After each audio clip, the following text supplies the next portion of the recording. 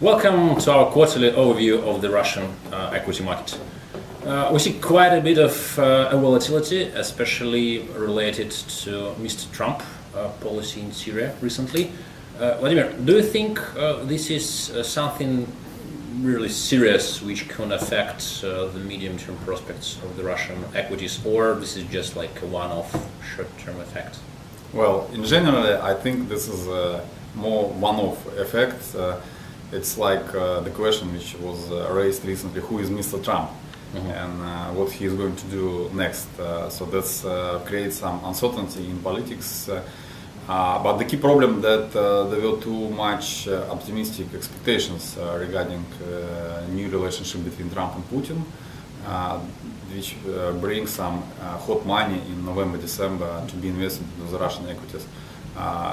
Just now, with some disappointment regarding this new relationship, so some of the hot money left the market, and as the market performed quite well, it provided some technical slowdown of the Russian market, probably cyclical slowdown. So in general, there is no any change in macroeconomics if we look at other markets, fixed income markets. If you look at macroeconomic data, so the situation is still okay and improving every month, every quarter. So that's why for me, just now, this is a good opportunity probably to build position into the Russian equity, but not to fix the profit or fix stop loss if you bought some equities somewhere in November, December.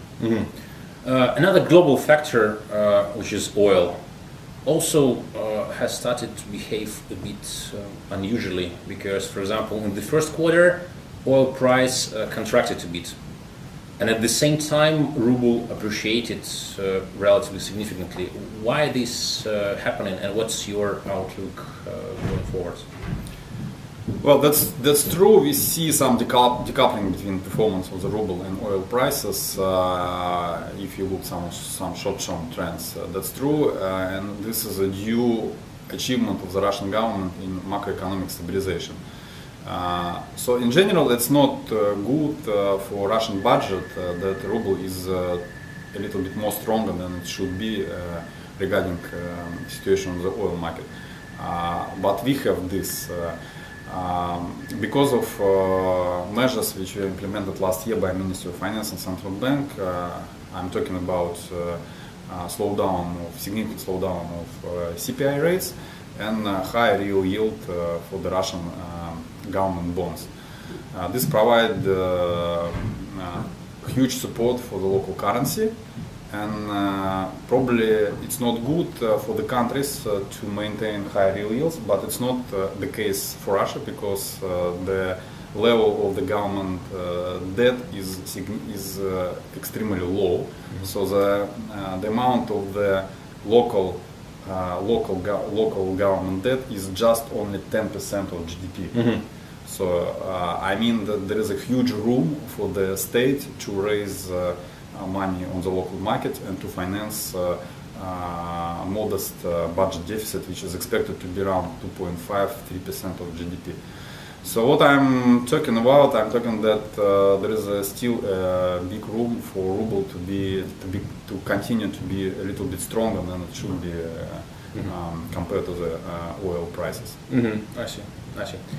Among recent news, local news, we saw that now Rostat will be controlled by Minister of Economy. Do you think this will affect somehow the quality of macro data? Well, in general, the quality of the macro data for Russia was not something very bad or something wrong with that. But there is a concern that transfer of the responsibility for this agency will the Russian government will start to manipulate these figures on GDP growth, and this is a reasonable concern. Probably it could bring more official growth rates for the Russian economy, But I don't think in real life it will change significantly the situation. So at the moment we consider that Russian economy is going to come back to some moderate growth, which will be around 1.5% of GDP growth.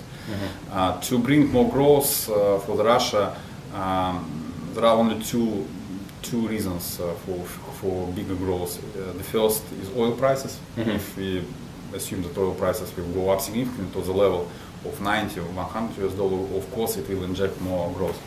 Or the second is huge reforms which can be, let's say, implemented after the presidential election. But me personally, I don't believe in both of these factors. I think the base case scenario that the GDP growth will be around 1.5% without any positive surprises. I see. Thank you very much, Vladimir. Thank you for your attention. Thank you. Goodbye. Bye.